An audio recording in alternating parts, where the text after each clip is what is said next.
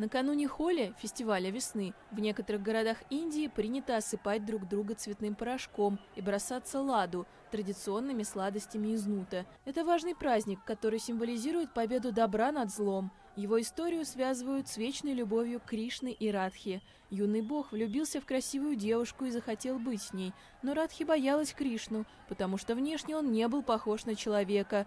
Тогда мать, обезумевшего от любви бога, предложила ему раскрасить лицо цветным порошком, чтобы понравиться избраннице. Ладу Холи ежегодно проводят в городе Барсана на севере Индии. По преданию, Кришна посетил его, чтобы подразнить Радху и ее подруг. Сюда съезжаются тысячи верующих.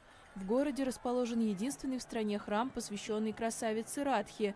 С террасы церкви бросают ладу, а собравшиеся внизу люди соревнуются, чтобы поймать сладости. Это важная часть таинства, говорит один из священников. Было изготовлено несколько центнеров ладу. Мы испытали невероятные эмоции. Находиться здесь — настоящее блаженство. Отношение индусов к Холи зависит от региона. Обычно празднование происходит всего один день в году, выпадающий на конец февраля или начало марта.